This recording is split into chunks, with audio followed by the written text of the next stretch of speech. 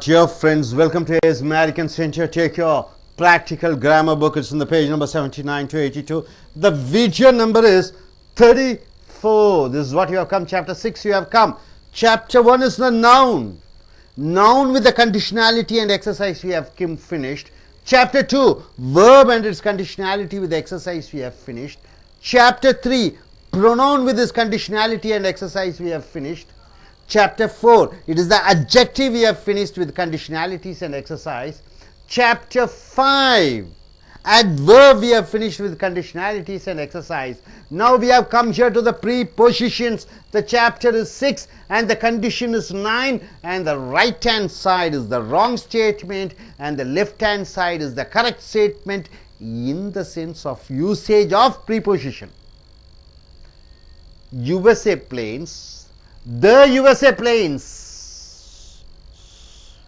So United States of America, you have to use the in front of United USA. The USA planes attacked into Iraq. Is it correct? No. After the verb attacked, you are not supposed to use the preposition into. So USA planes attacked Iraq. Attacked into Iraq. No, attacked Iraq. That's all. Attacked into Iraq. Why into? Into is not necessary. After attack, you are not supposed to use any preposition for or in or on or at. He attacked on me. No, wrong. He attacked into him. Wrong. He attacked for him. Wrong. No preposition after attack. He ensured for his safety. Wrong. Ensured, making sure for his safety. Preposition for is wrong. In fact, after ensured, no preposition is used. You are not supposed to use in, at, on, between, of, nothing, no preposition. He ensured his safety. He ensured his safety. The doctor ensured his safety.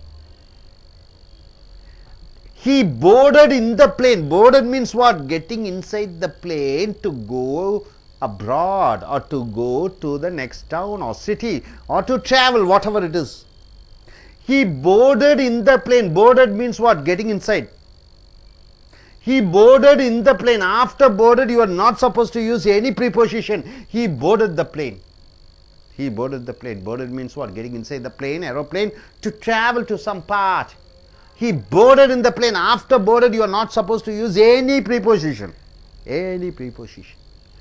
Prime Minister ordered for his resignation. Wrong. After ordered, no preposition. Prime Minister ordered his resignation, not for his resignation. No preposition is used. After the verb ordered. She accompanied with him for a movie. Accompanied means what? Going together. Then once again, why do you want to use with? In fact, no preposition is used after accompanied. She accompanied him for a movie. This is the correct sentence. She accompanied him for a movie. I consider to sending him to USA. To the USA. I consider to sending him to the USA. Wrong. After the consider, you are not supposed to use any preposition. I consider sending him to the USA. He violated with the government laws. Wrong. He violated with the government laws. Wrong. After violated, no preposition is used. He violated the government laws. He violated the government laws. Pakistan ex-president Pervez Musharraf, ex-president, fled from Pakistan. Fled means what? Running away, escaping from Pakistan. No, after fled you are not supposed to use any preposition. So here, my dear friends, Pakistan ex-president Pervez Musharraf fled Pakistan, not fled from Pakistan. Fled Pakistan. So these verbs that act, ensured, boarded, ordered, accompanied, consider, violated, fled shouldn't be followed by any preposition. Hope you are able to get it. In sentence, any preposition.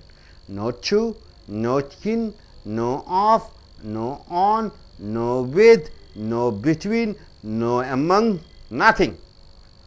Now condition 10, my dear friends. The preposition should be left out before an indirect object. What is an object? Anything coming after verb, anything coming after a verb, you ask a question to the verb what and to whom, the answer you get is called direct object, indirect object. See, he gave me a pen. He gave what? A pen. So, a pen becomes direct object. He gave to whom? He gave me. So, me becomes what? Indirect object, right? See, he gave me a pen. So simple. He is a subject, gave is a verb, to whom? To me. So, to me becomes what? Indirect object. Indirect object should come near to the verb. He gave me. What? What? A direct object. So, direct object, a pen should come next to me. So, he gave me a pen. So, the preposition should be left before an indirect object. He gave. Whom? Me. So, the me, if it comes next to the verb, gave next to the verb, me comes, then the preposition to should not be used, or any preposition should not be used. But if it comes after the direct object, what is the direct object? He gave me a pen, right? He gave a pen. After pen, me comes, you have to use preposition to. He gave a pen to me. See, she gave him money, right? She is the subject. Gave is the verb. You ask a question what? What? When you ask a question what, you ask a question what to give, the answer you get is money. That money is called indirect object. The money is called indirect object, right, sir? You ask a question gave to whom? Gave to whom? You ask a question to whom? To whom? You ask a question to the gave, then the answer you get is him. So, him becomes direct object. Him becomes direct object. So, she gave him money. She gave what? Money. So, money becomes what, sir? It becomes direct object. You ask a question what? You get an answer, it becomes direct object. You ask a question to whom? It becomes indirect object. Able to understand? I have changed it, right? He gave what? He gave money. So, money becomes direct object. He gave to whom? To him. It becomes indirect object. So, indirect object should come first. Ayo. Indirect object should come first. Direct object should come second, right? Generally in a sentence, indirect object comes first, direct object comes second. So, she gave him money. Suppose if indirect object should come after direct object, so this is direct object, do. She gave money to him. So, suppose this indirect object comes next to direct object, then you are using preposition to. Able to understand, sir? So, these type of sentence forms are used with the following verbs: read, sing, send, take, fetch. Fetch means go and get and gather and come. Tell, ask, offer, giving, buy, buying, sell, selling, bring, bringing, cost, the price of that, show, showing, leave, leaving. So, these type of verbs are used to get direct and indirect object. Either indirect object comes first or direct object comes second. If direct object comes first and indirect object comes second, then what you have to use? You have to use a preposition. See here, he sings me a song. So, me is what? He sings me. Indirect object. Song is direct object. Suppose this direct object want to come here, then what happened? He sings direct object a song for me. So, indirect object comes here. So, you are using preposition for. You are able to understand, sir? Next, he sends them money. What is the them, sir? Them, sir. Indirect object. Money is direct object. Suppose direct object comes here. He sends money. Direct object comes here. Indirect object IO comes here. Them. Then you are using the preposition to.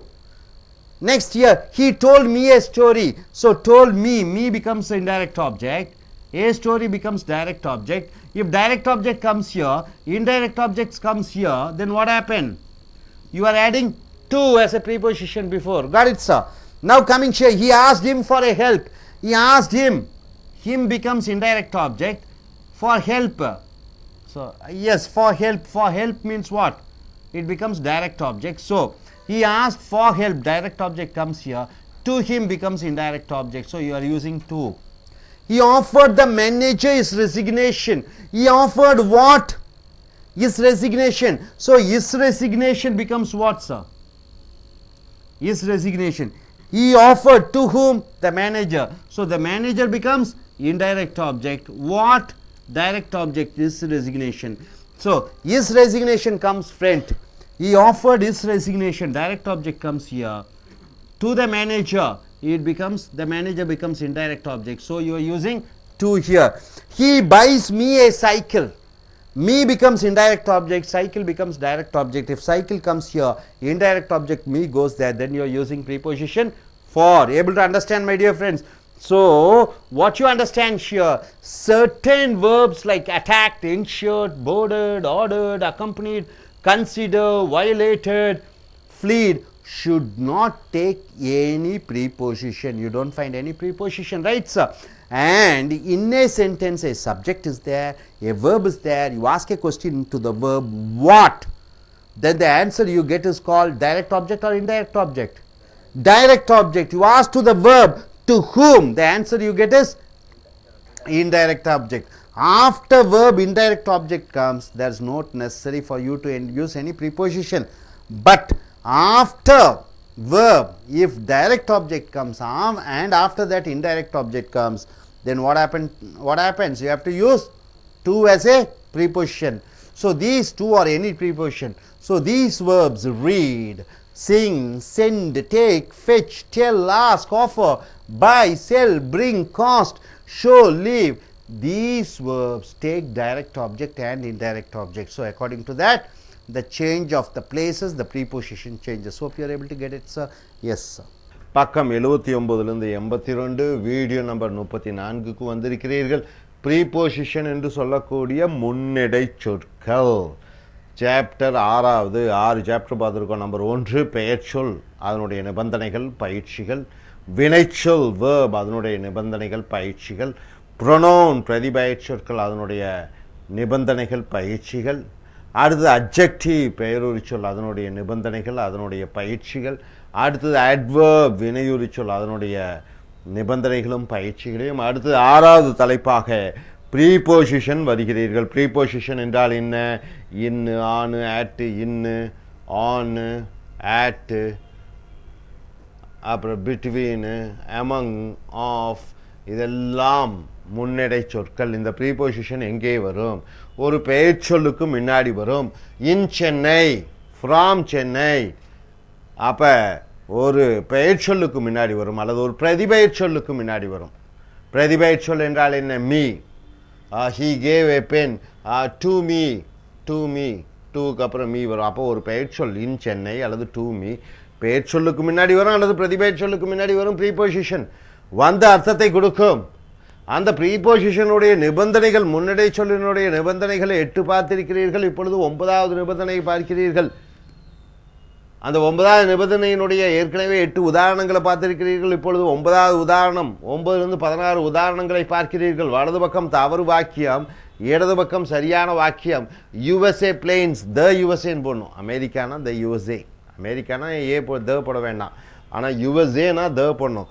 The USA planes, ஏரோப்ளேன்கள் attacked தாக்கியது.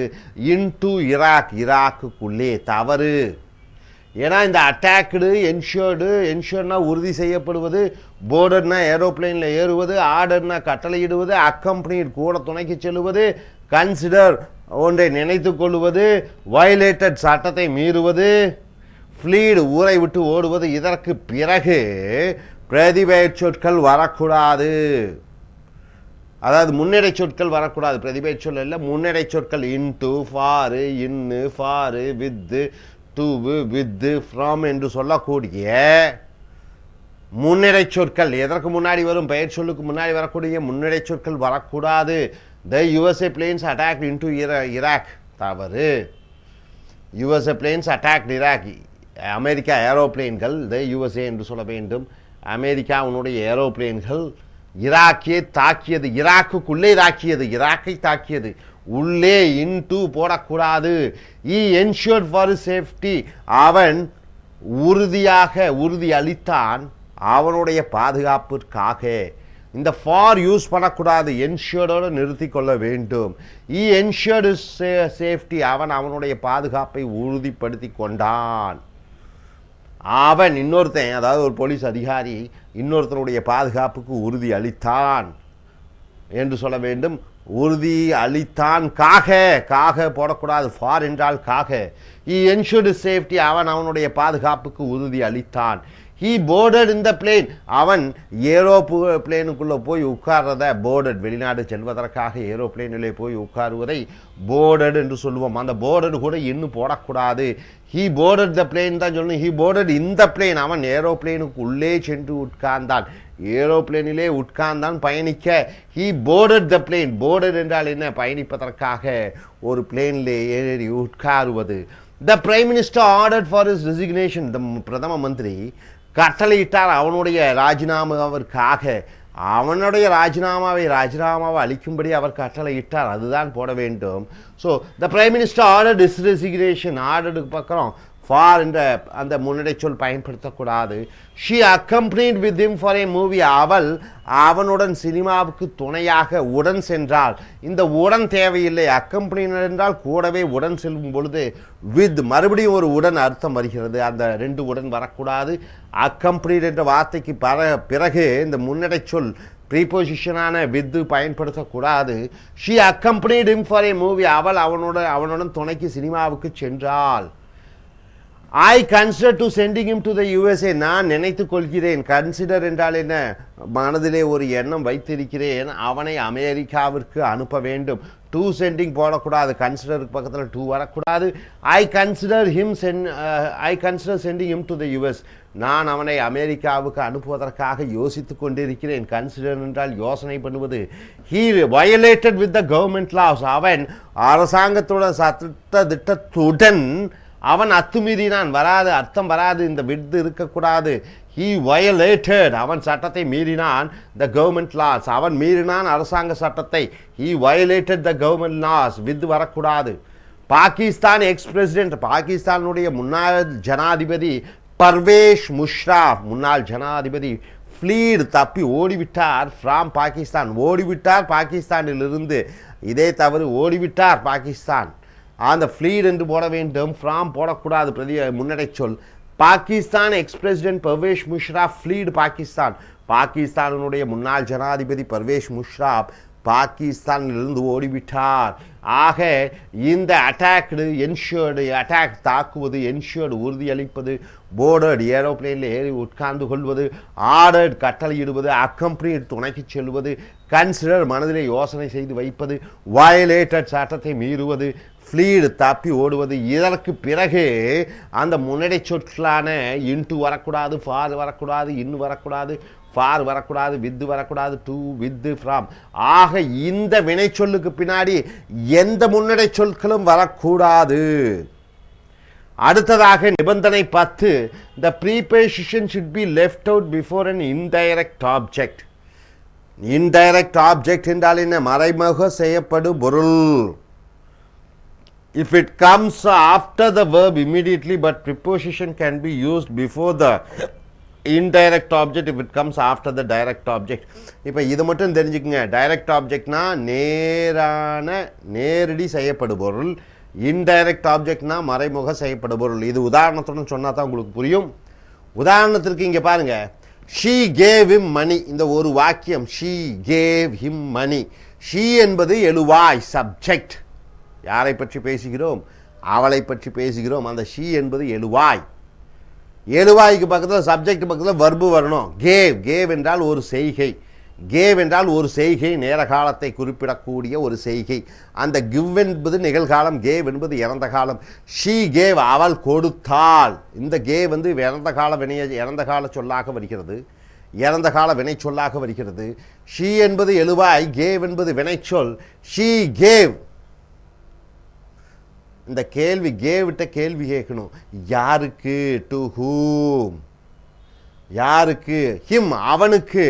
யாருக்கு கொடுத்தால் என்று கேள்வி கேட்பது அவனுக்கு என்று வருகிறது. ஆகையால் அது இன்டைரக்ட் ஆப்ஜெக்ட் என்று சொல்லக்கூடிய மறைமுக செய்யப்படும் பொருள். இன்டைரக்ட் ஆப்ஜெக்ட், அது ஐயோ என்று சொல்வார்கள். ஐயோ இன்டைரக்ட் ஆப்ஜெக்ட். அப்ப அவள் கொடுத்தால் யாருக்கு, அந்த வினைச்சொல்லிடம் யாருக்கு என்று கேட்கும் பொழுது அது பின்னாடி வரக்கூடியது ஆப்ஜெக்ட் என்று சொல்வோம், மறைமுக செய்யப்படுபொருள். அப்ப சப்ஜெக்ட் எப்படி அமைக்க வேண்டும், வெர்ப் எப்படி அமைக்க வேண்டும், செய்யப்படுபொருள் எப்படி அமைக்க வேண்டும் என்று தெரிந்தால் இதுதான் வாக்கிய அமைப்பு. அவள் கொடுத்தால் அவனுக்கு என்ன, வாட் என்று கேளுங்கள். என்ன கொடுத்தால், பணம் கொடுத்தால். என்ன என்று கேட்டு பதிலாக வருவது டிஓ என்று சொல்லக்கூடிய டைரக்ட் ஆப்ஜெக்ட், நேரடி செய்யப்படுபொருள். அப்ப அவள் என்பது சப்ஜெக்ட், கேவ் என்பது கொடுத்தால். யாருக்கு என்று கேட்டு பதிலாக வருவது அவனுக்கு என்பது இந்த இன்டைரக்ட் ஆப்ஜெக்ட்.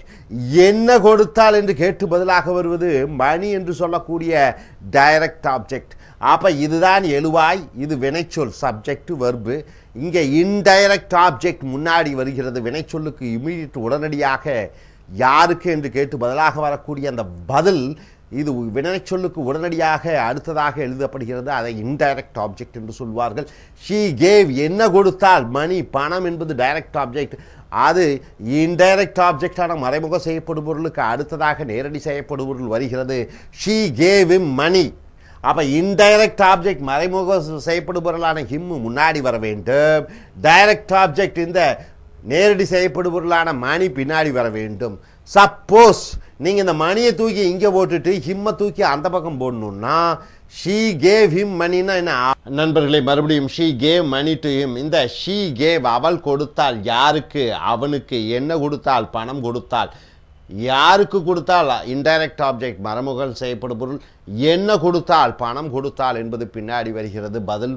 இதுதான் வாக்கிய அமைப்பினுடைய அடிப்படை, பேசிக் ஃபவுண்டேஷன்.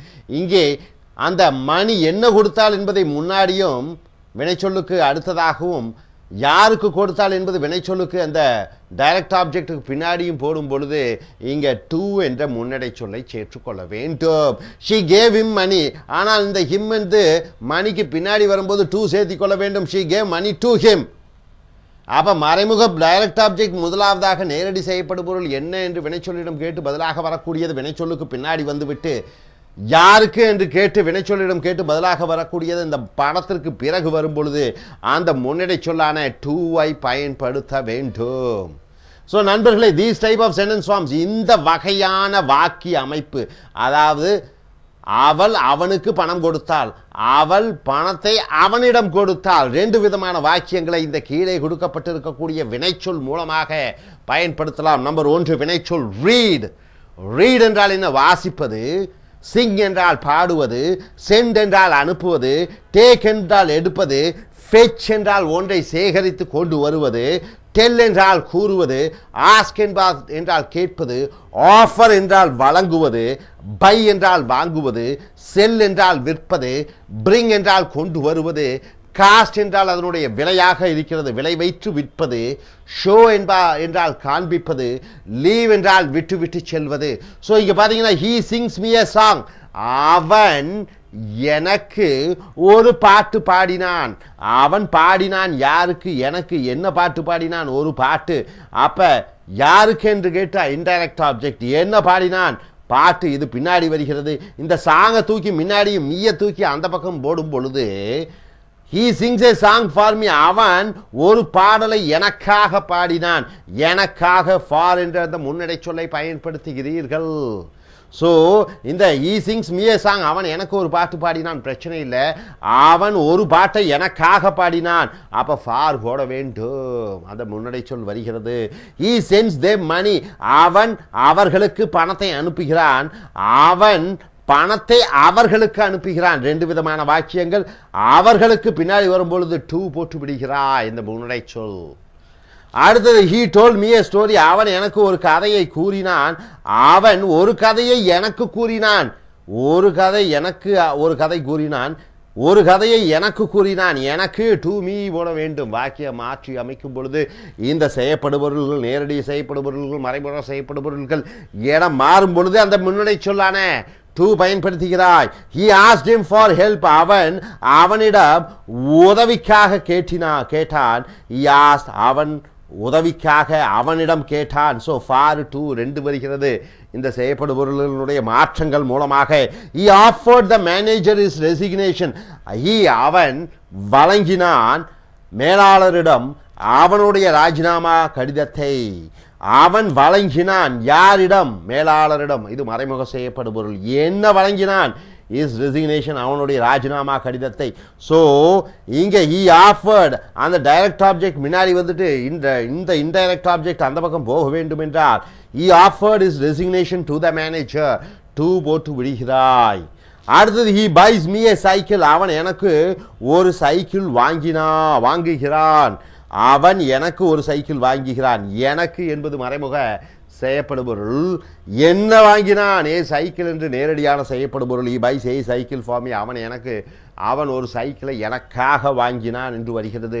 ஸோ நண்பர்களே, இதன் மூலமாக என்ன அறிந்து கொண்டீர்கள்? இந்த attacked, ensured, boarded, ordered, accompanied, consider, violated, fled இவைகளுக்கு பின்னாடி முன்னடை சொற்களான ப்ரீபோசிஷனான டு பயன்படுத்தக்கூடாது, ஃபார் பயன்படுத்தக்கூடாது, இன், வித், எந்த விதமான பிரதிபெய சொற்களும் அதாவது முன்னடை சொற்களும் பயன்படுத்தக்கூடாது. அடுத்தது நிபந்தனை பற்று என்ன சொல்லுகிறது என்று சொல்லும் பொழுது எழுவாய் இருக்கிறது சப்ஜெக்ட், கேவ் இருக்கிறது வினைச்சொல். அந்த வினைச்சொல்லிடம் என்ன என்று கேட்கும் பொழுது அது பதிலாக வரக்கூடியது நேரடி செய்யப்படுபொருள். யாருக்கு என்று கேட்டு வினைச்சொல்லிடம் கேட்டு பதிலாக வரக்கூடியது மறைமுக செய்யப்படுபொருள். ஸோ இங்கே பாருங்கள், she gave him money. She என்பது எழுவாய், கேவ் என்பது வினைச்சொல், யாருக்கு அவனுக்கு என்பது மறைமுக செய்யப்படுபொருள், என்ன பணம் என்பது நேரடி செய்யப்படுபொருள். அப்போ இந்த மறைமுக செய்யப்படுபொருள் நேரடி செய்யப்படுபொருளும் இடம் மாறும் பொழுது மணி இந்த பக்கம் வந்துட்டு ஹிம் அந்த பக்கம் போகும் பொழுது இந்த டு என்ற ப்ரீபோசிஷனை செய்து கொள்கிறாய். ஸோ இந்த பொதுவாகவே இந்த மறைமுக செய்யப்படுபொருள் வினைச்சொல்லுக்கு அடுத்ததாகவும் நேரடி செய்யப்படுபொருள் அடுத்ததாகவும் வர வேண்டும். இது இடம் மாறும் பொழுது அந்த முன்னடை சொல்லான to, in, on, if, on, with எல்லாம் பயன்படுத்த வேண்டும். ஸோ இந்த வகையான வாக்கியங்களுக்கு இந்த வினைச்சொல்லுகளுக்கான read, sing, send, take, fetch, tell, ask, offer, buy, sell, bring, cost, show, leave இவைகள் பின்னாடி நேரடி செய்யப்படுபொருள் மறைமுக செய்யப்படுபொருள் வர வாய்ப்பிருக்கிறது. அந்த நேரடி செய்யப்படுபொருளும் மறைமுக செய்யப்படுபொருளும் மாற்றும் பொழுது அந்த முன்னடை சொல்லை பயன்படுத்துகிறாய். he sings me a song, he sings a song for me. For என்று அந்த முன்னடை சொல்லை சேர்த்துக் கொள்கிறாய். இதுதான் உதாரணங்கள். ஸோ நண்பர்களே, இந்த நிபந்தனை 9 ப்ரீபொசிஷன் என்று சொல்லக்கூடிய முன்னடை சொல்லினுடைய நிபந்தனை 9 உதாரணத்துடன் பார்த்திருக்கிறீர்கள். இனி வரக்கூடிய வீடியோக்கள் மற்ற நிபந்தனைகளை பார்ப்போம். அதுவரை thank you very much. Welcome to ace American spoken English centre in Chennai. നമ്മൾ കണ്ടുകൊണ്ടിരിക്കുന്നത് practical to ace American spoken English centre in Chennai. നമ്മൾ കണ്ടുകൊണ്ടിരിക്കുന്നത് പ്രാക്ടിക്കൽ ഗ്രാമർ ബുക്കിലെ പ്രിപ്പോസിഷൻസ് ആയിരുന്നു കഴിഞ്ഞ ക്ലാസ്സിൽ കണ്ടുകൊണ്ടിരുന്നത്. നമ്മൾ നാമങ്ങൾ കണ്ടു, ക്രിയകൾ കണ്ടു, സർവനാമങ്ങൾ കണ്ടു, നാമവിശേഷണങ്ങളും ക്രിയാവിശേഷണങ്ങളും കണ്ടു കഴിഞ്ഞു. ഇനി പ്രിപ്പോസിഷൻസ് ആയിരുന്നു കണ്ടുകൊണ്ടിരുന്നത്. ഇന്ന് പേജ് നമ്പർ 79 to 82 നോക്കാം. Video number 34. ചാപ്റ്റർ 6 ആറാമത്തെ ചാപ്റ്ററാണ് കണ്ടുകൊണ്ടിരിക്കുന്നത്. Preposition means അവ്യയങ്ങൾ. അവ്യയങ്ങൾ എന്നാൽ ഒരു വാക്കിനോട് നാമത്തിനോ സർവനാമത്തിനോ ഉള്ള ബന്ധം കാണിക്കുന്ന ഒരു പദം, അതാണ് preposition. In, on, at, from ഇതെല്ലാം പ്രിപ്പോസിഷൻസ് ആണ്. കണ്ടീഷൻ 9 ആയിരുന്നു കണ്ടിരുന്നത് കഴിഞ്ഞ ക്ലാസ്സിൽ. അതിലെ exercise number 9. USA planes attacked into Iraq. Condition 9 പറഞ്ഞിരുന്നത് ചില വെർബുകൾ ഡിമാൻഡ്, സൈൻ, റിസൈൻ തുടങ്ങിയ ഒരു 24 വെർബ്സ് തന്നിരുന്നു. ഈ വെർബുകളുടെ ശേഷം ഒന്നും ഒരു തരത്തിലുള്ള പ്രിപ്പോസിഷൻസും ഉപയോഗിക്കേണ്ട കാര്യമില്ല. അതായിരുന്നു കണ്ടീഷൻ 9 പറഞ്ഞിരുന്നത്. അതിലെ exercise number 9. USA planes attacked into Iraq. Attack എന്നുള്ള വെർബ് ആ ക്രിയ കഴിഞ്ഞ് യാതൊരു തരത്തിലുള്ള പ്രിപ്പോസിഷനും ഉപയോഗിക്കേണ്ട ആവശ്യമില്ല. ശരിയായ answer the USA planes attacked Iraq. The USA planes attacked Iraq. into എന്നുള്ള പ്രിപ്പോസിഷൻ ഉപയോഗിക്കേണ്ട ആവശ്യമില്ല. USA വിമാനങ്ങൾ ഇറാഖ് ആക്രമിച്ചു. Next one, he ensured for his safety. He ensured for his safety. Ensure എന്നുള്ള ക്രിയ കഴിഞ്ഞ് എന്തു വേണ്ട? യാതൊരു തരത്തിലുള്ള പ്രിപ്പോസിഷനും ഉപയോഗിക്കേണ്ട ആവശ്യമില്ല. He ensured his safety. അവൻ്റെ സുരക്ഷ ഉറപ്പാക്കി. Next one, he boarded in the plain. He boarded in the plain. Border എന്നുള്ള ആ ക്രിയ കഴിഞ്ഞ് യാതൊരു തരത്തിലുള്ള പ്രിപ്പോസിഷനും ഉപയോഗിക്കേണ്ട ആവശ്യമില്ല. He boarded the plain. അവൻ പ്ലെയിനിൽ കയറി. Next one, the PM ordered for his resignation. The PM ordered for his resignation. ഇവിടെ ഓർഡർ എന്നുള്ള ക്രിയ അത് കഴിഞ്ഞ് ഒരു തരത്തിലുള്ള പ്രിപ്പോസിഷനും ആവശ്യമില്ല. The PM ordered his resignation. PM പ്രധാനമന്ത്രി അവൻ്റെ രാജി ആവശ്യപ്പെട്ടു. Next one, she accompanied with him for a movie. She accompanied with him. Accompany എന്നുള്ള വെർബ് അത് കഴിഞ്ഞ് യാതൊരു പ്രപ്പോസിഷനും ഉപയോഗിക്കാൻ പാടില്ല. She accompanied him. She accompanied him for a movie. അത് മതിയാകും. അവൾ അവൻ്റെ കൂടെ സിനിമയ്ക്ക് പോയി. Next one, I consider to sending him to the USA. I consider to sending him to the USA. Consider പരിഗണിക്കുക. ആ ക്രിയ കഴിഞ്ഞ് യാതൊരു പ്രപ്പോസിഷനും ഉപയോഗിക്കാൻ പാടില്ല. I consider sending him to the USA. ഞാൻ അവനെ US വിടുന്നതിനെ പറ്റി പരിഗണിക്കുന്നുണ്ട്, ആലോചിക്കുന്നുണ്ട്. Next one, he violated with the government laws. He violated with. Violate means ലംഘിക്കുക. വയലേറ്റ് എന്നുള്ള ക്രിയ കഴിഞ്ഞ് യാതൊരു തരത്തിലുള്ള പ്രിപ്പോസിഷനും ഉപയോഗിക്കാൻ പാടില്ല. He violated the government laws. അവൻ സർക്കാരിന്റെ നിയമങ്ങൾ ലംഘിച്ചു. He violated the government laws. Next one, Pakistan ex president Parvez Musharraf fled from Pakistan. Pakistan ex president Parvez Musharraf fled. Fled means പലായനം ചെയ്യുക.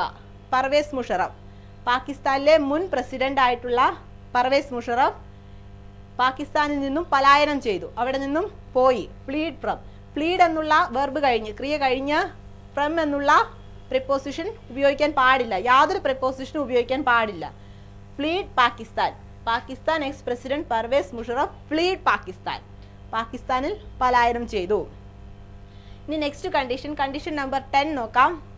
The preposition should be left out before an indirect object if it comes after the verb immediately, but the prepositions can be used before the indirect object if it comes after the direct object.